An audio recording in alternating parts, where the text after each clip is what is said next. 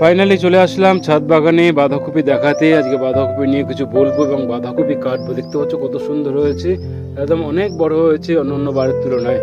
এক হাতে বাজারের ব্যাগ, এক হাতে ছুরি, বুঝতেই পারছো যে কি করতে যাচ্ছি। ইয়েস, আজকে আমার ছাদ বাগানের বাঁধাকপি কাটবো। দেখতে পাচ্ছ কত সুন্দর হয়েছে, ওয়াহ, দেখেই মন ভরে যায়। অনেক বড় হয়েছে এবার আর কি। অন্যবার একটু সাইজে ছোট হয়, কিন্তু এইবার সবচেয়ে কম কেটেছে এবং এইবার সবচেয়ে ভালো হয়েছে, বিশ্বাস কর বন্ধুরা। তো চলো কথা না বাড়িয়ে একে একে বাঁধাকপি কাটি এবং তোমাদের সাথে শেয়ার করি কিভাবে কি করলাম। আবার বলেছি, এর আগে বাঁধাকপি দেখেছিলাম পাতা ছাড়ছিলাম, তো এবার বলি এইটুকু চারা কিনেছিলাম মাত্র 2 টাকা দিয়ে, আর আজকে 2 মাসের মাথায় খেতে পাচ্ছি। চলো কথা বলি আর কাজ করি।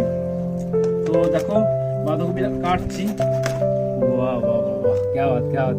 এর একটা আলাদা আনন্দ, একই শব্দ বারবার চলে আসে। দেখো সামনে নিয়ে দেখাচ্ছি, যা ওয়েট হয়েছে 2.5-3 কেজি তো হয়েছে মোটামুটি ওয়েট।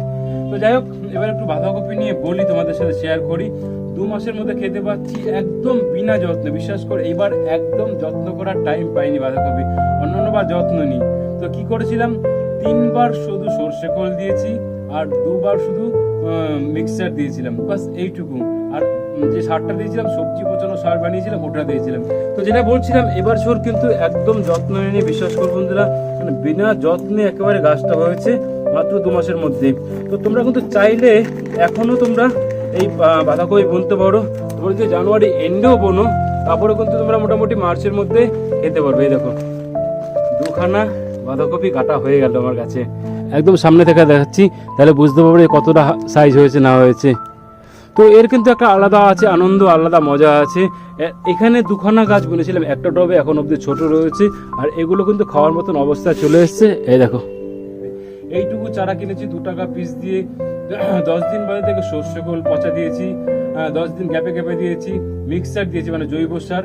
আর মাটিটা তৈরি করেছিলাম যে আমি কিভাবে করেছিলাম, যদি গোবর সার পারো দিতে পারো, মিক্সার কোকোপিট দিয়ে করলে, আর ভার্মি কম্পোস্ট। আর আমি যেটা মানে স্পেশাল আমার সার আর কি, সবজি পচা প্লাস মাটি মিক্সড করে 6 মাস ধরে বা 1 বছর ধরে পচিয়ে সেটা গাছে দিচ্ছি এবং খুব সুন্দর রেজাল্ট পাচ্ছি। এই বছর কিন্তু আমি একদম খাটিনি, বিশ্বাস করো। ভাবে হয়তো প্রচুর মানুষ যে প্রচুর খাটে, আর হ্যাঁ, রাসায়নিক সার একদম ইউজ করিনি। আমাকে অনেকে বলে রাসায়নিক সার ইউজ করতে, না, তাহলে যদি রাসায়নিক সার ইউজ করি তাহলে বাড়িতে খাওয়ার মজা কি, তাহলে বাজার থেকে নেই খেতে পারে, সেই টেস্ট কিন্তু তোমরা পাবে না যদি রাসায়নিক সার ইউজ করো।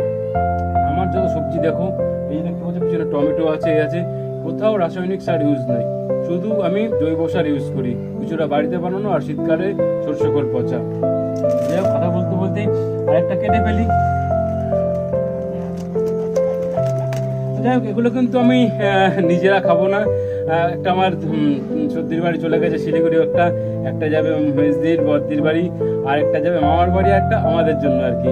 আর এগুলো দেখা যাক কতটা কি সাইজ হয়, আর বুঝতে পারবো। তো ফাইনালি দেখতে পাচ্ছ 3খানা এবার হাতে নেবো, হাতে নিয়ে দেখাচ্ছি তোমাদের। দেখো, তো এর কিন্তু আলাদা আনন্দ, আলাদা মজা, একই শব্দ বারবার চলে আসে বন্ধুরা, মানে অটোমেটিক্যালি। আজকে কতটা আনন্দিত বলে বোঝাতে পারবো না, কারণ এই বছর এতটাই ব্যস্ত ছিলাম যে গাছের প্রতি যত্ন নিতে পারিনি। ফাইনালি এবার বিদায় নেবো, আজকের মধ্যে বিদায় নিচ্ছি। যদি ভিডিওটি ভালো লেগে থাকে তাহলে অবশ্যই লাইক, শেয়ার, সাবস্ক্রাইব, কমেন্টস করবে। থ্যাংক ইউ সো মাচ বন্ধুরা ভিডিওটি দেখার জন্য। তো এবার ব্যাগে তোলার পাড়া, क्या बात मजा आ गया, थैंक यू।